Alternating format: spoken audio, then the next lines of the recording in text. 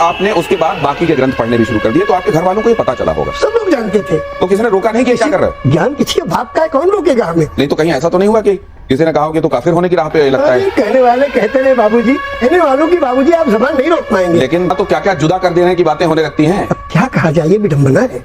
सबको पता है कि आपको धोखा दिया था जिन्ना ने, इसलिए आप यहाँ पे रह गए। सनातन ही सबसे पहले जो सीधे आसमान से पृथ्वी पर आया, आदिकाल से जो है, और जो अनादिकाल तक रहेगा, उसका नाम है सनातन। आपको कहीं एक जगह लिखा हुआ दिखाई दिया किसी विधर्मी की, अधर्मी की गर्दन काट दो?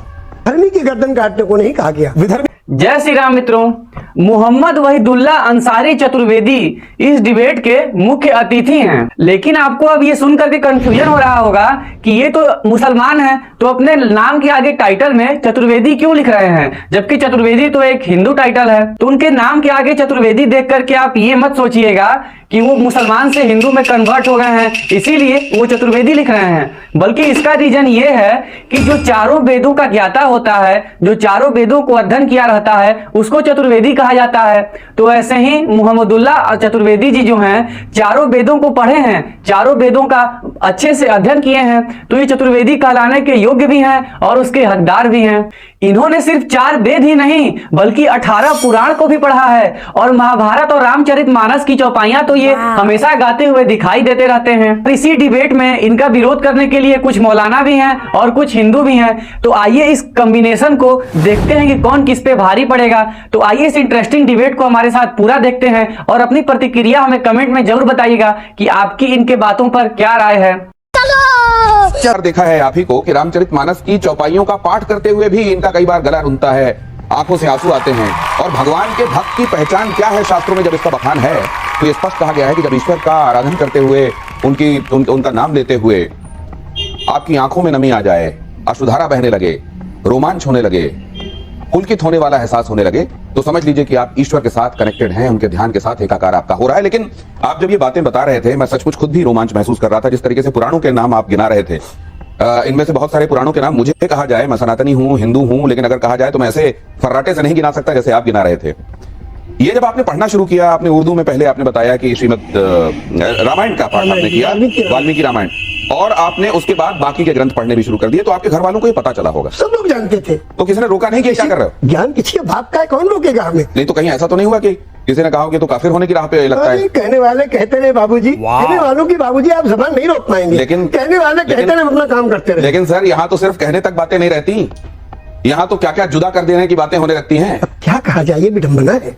हम नहीं समझते कि हमारा खून का ग्रुप मिल रहा है। हम जा रहे हैं कई सफर में, मंत्री जी भी जा रहे हैं, एक्सीडेंट हो गया, मंत्री जी को फौरन खून की जरूरत है। अब उसमें जो भी आदमी जिसका ग्रुप मिल जाएगा चढ़ा दिया जाएगा। वहां ना कोई अपर कास्ट होगा ना शेड्यूल कास्ट होगा। उसमें कुछ वक्त नहीं समझ में आता है कि हम ये क्या कर रहे हैं, कौन सा बीज हमने बोया है। इसलिए हम इंसान है, मानव है, मानवता का प्रतीक बने, सुंदर बातें कहें। तुम भी पियो हम भी पिए गंगा का पानी, प्यार के कटोरे में गंगा का पानी। तुम भी पियो हम भी पिए, रब की मेहरबानी, प्यार के कटोरे में गंगा का पानी। अभी गंगा का शुभ अवसर है, ये गंगा का चल रहा पानी है। महाकुंभ के अवसर पर गंगा जी के जल का आप जिक्र कर रहे हैं कि तुम भी पियो और मैं भी पीऊं, मोहब्बत के कटोरे में डालकर हम दोनों। लेकिन ये जो खुदाई हो रही है, हाँ। और मंदिर पता चल रहे हैं नीचे, इससे क्या क्या पता चलता है, क्या दिखता है? हम कभी इसमें गए नहीं, इसकी डीपली में, और ना हमने कभी इसमें इंटरेस्ट रखा। तो वो कहाँ मंदिर बन रहा, कहाँ मस्जिद बन रही, कहाँ क्या कर रहे हैं, तो वो हम ये कहते हैं ईश्वर का नाम लेना कहीं भी ले लो। अच्छा ठीक ठीक, कोई ये इसमें वो नहीं ठीक है। लेकिन अगर वो लोग जो कहते हैं कि हमारी आस्था का ये केंद्र रहा और इसको तोड़ा गया, हमारी आत्मा को आहत किया गया और इसके ऊपर मस्जिद तामीर कर दी गई, वो जिन लोगों ने किया उनके किए हुए को आप कैसा मानते हैं? नहीं, जहाँ किया गया वो गलत किया गया। किसी चीज को तोड़ के कोई दूसरी चीज उस पर बनाना जिससे किसी को तकलीफ हो, दिक्कत हो, ये गलत है। तो अगर इस बात की कहीं पड़ताल होती है जी, पड़ताल होने की कोशिशें शुरू होती है, और पड़ताल होती है, तो नाजायज तो नहीं है? नहीं, बिल्कुल नहीं नाजायज। मैं जिस यूनिवर्सिटी में हूँ 1920 में वो कायम हुई, और आपको मालूम है उस यूनिवर्सिटी के अंदर अभी तो आप इनकी बात कर रहे हैं, तमाम ग्रेजुएशन में जो स्कूल से बच्चे आते हैं कंपलसरी पेपर होता है, मदरसे से जो खास तौर से पढ़ करके आते हैं, इंडियन रिलीजन एंड कल्चर पढ़ना, हिंदुस्तानी तहजीब और उसका मजहब पढ़ना। मुस्लिम समाज में परिभाषा है सज्जन और दुर्जन होने की, वो एक अलग है। सबसे बड़ा सवाल यही है, वो लोग जो कहते हैं कि भाई हम तो ये सबके किसी के बाप का हिंदुस्तान तोड़ी है, हमारे बुजुर्गों ने कुर्बानी दी है। आप अगर सही को सही नहीं मानते, क्या आप नहीं मानते कि हमारे बुजुर्गों ने इस मुल्क को आजाद कराने के लिए कितनी कुर्बानियां दी हैं, क्या आप नहीं मानते? को रोक लीजिए, मैं इस तरह से बहस नहीं करती हूँ। मैं नहीं तो मैं तथ्यों पर बात कर रहा हूँ। भाई आपने एक बार उनकी बात पूरी होने देखिए, मैं दीजिए। अपने बुजुर्गों के बारे में जानती हूँ और ये ऐतिहासिक है, जो भी है वो इतिहास में दर्ज है। मुझे आपके उसका नहीं समझ में आता, लेकिन अगर हमारे बुजुर्गों ने कुर्बानी दी थी, इसका मतलब ये थोड़ी ना है कि वो एहसान है। हम इस देश के नागरिक हैं, ये फर्ज है हमारा, हर एक बच्चे का, बड़े का। अगर जब हमारे देश को जरूरत पड़ेगी तो हम अपने प्राणों की आहुति देंगे। ये कोई एहसान नहीं है कि आप अगर यहाँ पे आप खूंटा गाड़ के बैठे हम बाई चॉइस वाले हैं, हम बाई चॉइस वाले हैं, बाई डिफॉल्ट वाले नहीं है। नहीं, हम बाई चॉइस वाले, बाई डिफॉल्ट वाले नहीं है। तो गए थे सबसे पहले वोट डालने के लिए, पाकिस्तान बनाने के लिए। जिन्ना अरे सुन लीजिए अम्मा जी, हम तो कहते हैं कि हम बाई चॉइस वाले, हमारे बुजुर्गों ने इस मुल्क को चुना, गांधी जी के विचारधारा को सुना। भाषा है ना, यहाँ पे ना डालिएगा। आज डिजिटाइज वर्ल्ड है, सबको सारा ज्ञान है, तो यहाँ पे आप ये मीठे मीठे बाण ना चलाइए। सबको पता है कि आपको धोखा दिया था जिन्ना ने, इसलिए आप यहाँ पे रह गए। आपने किसी बुजुर्ग ने कोई चॉइस नहीं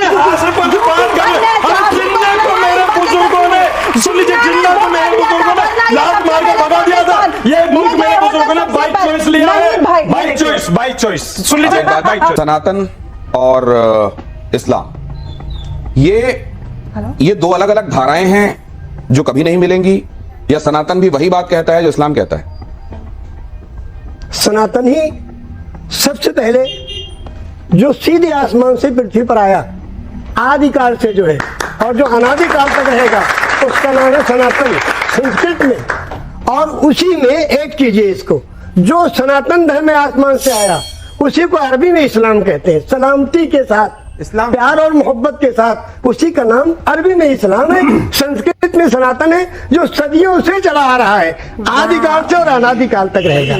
तो आप ये कह रहे हैं कि सनातन पहले आया फिर इस्लाम आया, या एक साथ दोनों आए? एक ही है, दोनों एक ही है, दोनों एक ही है विक्रमादित्य जी। देखिए मैं अभी हमारे चतुर्वेदी साहब ने बहुत जबरदस्त इंटरप्रिटेशन दिया, मैं उसका बहुत बहुत धन्यवाद देता हूं कि आज ऐसे ही विज्ञान की आवश्यकता है। इस्लाम का मैं भी कदरदान हूं, लेकिन मैंने इस्लाम की एक डेफिनेशन कहीं पढ़ी, मुझे बड़ी अच्छी लगी। लाम जैसे केसु है मेरे शाम के, लाम जब लाम लिखा जाता है तो लाम जैसे केसु है मतलब मेरे शाम के, ना अहल है वो लोग जो ना कायल हो इस्लाम के।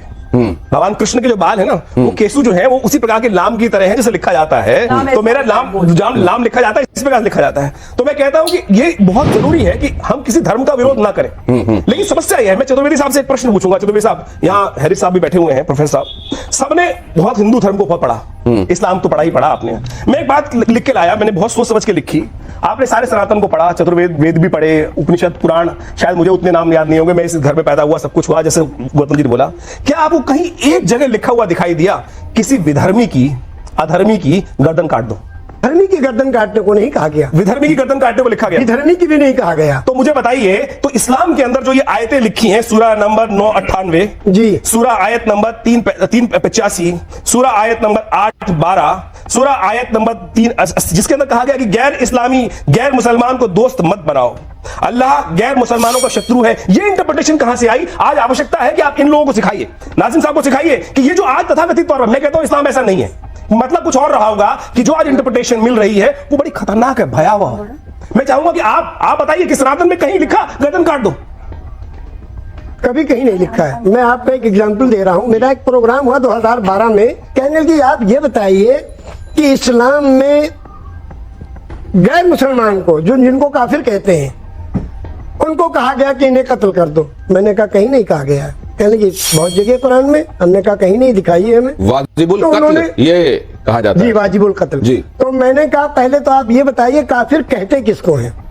मैं आपकी इंटरप्रिटेशन समझ गया, इनसे दूसरों के समस्या आपकी बहुत बढ़िया है, लेकिन जो इंटरप्रिटेशन इनके दिमाग में घुसी हुई है, हमारे हाजी साहब की, ये उनकी भी बहुत जरूरी है। ये क्यों लड़ रहे हैं? ये दोनों लोग पुराने बैरी हैं। ये लोग तो कह रहे हैं आप बोलोगे भी, आप इनको समझाने की आवश्यकता है जी। सुने तो, बिल्कुल। ये क्यों लड़ रहे हैं? ये पुराने बैरी हैं या यहाँ बुलाए गए इसी काम के लिए कि कुछ लड़ना है और दिखाना है अपनी जवानी? ये हम इसके बारे में कुछ नहीं कहेंगे। ये नजरिया कहां से आया? इंटरप्रिटेशन क्यों होता है ये वाला जो विक्रमादित्य कह रहे हैं? अब ये तो हम बाद में इस पर थोड़ा सा सोचेंगे, तो उसके बाद कुछ कहेंगे, मगर अपनी बात हम पूरी कर ले। तो मैंने वहां ईश्वर जी से ये कहा कि सर, मामला ये नहीं है कि किसी काफिर को, ये जो नास्तिक हो, अपने पैदा करने वाले को न माने उसकी गर्दन काट लो, ये नहीं है। मामला ये है कि एक जगह आग लगी है, और कई हजार गांव जल जाएंगे, न जाने कितनी खेतियां नष्ट हो जाएंगी। आग लगी है, दमकल चला यहाँ से, अब कोई बेवकूफ आदमी दमकल के सामने हाथ यूं करके खड़ा हो जाए कि हम तो जाने नहीं देंगे, और दमकल अपना घंटा बजाते हुए जा रहा है उसमें। अब वो ड्राइवर को यह ऑर्डर है कि एक आदमी को बचाने के लिए इतना बड़ा नुकसान आप न रोकिए, आप इसको कुचलते हुए चले जाइए। तो जो लोग मानवता को आपस में लड़ाने में लगे हुए, जो खून के प्यासे हैं लोगों के, ऐसे लोगों को दंड दिया जाए और ऐसे लोगों की गर्दन काटनी चाहिए। ऐसे लोगों को न काटना चाहिए कि जो एक दूसरे के लिए हमदर्द हैं, तो उनकी सेवा में लगे नजारे हैं। से बड़ा नजरिया होता है ये जो बात कही जाती है। अब देखिए, आप नजरिया देखिए यहाँ, ये नजरिया अगर हो और ये नजरिया अगर परवेसिव हो, ज्यादातर लोगों में हो, व्यापक हो, तो फिर समस्या ही क्या है। तो फ्रेंड्स, कैसा लगा आपको हमारा ये कंटेंट? तो ऐसे ही और भी इंफॉर्मेटिव और इंटरेस्टिंग वीडियो के लिए आप हमारे वीडियो को लाइक करके चैनल को सब्सक्राइब कर लीजिएगा और अपना ख्याल रखिएगा। आपसे मिलते हैं हम अगले वीडियो में, तब तक के लिए जय हिंद।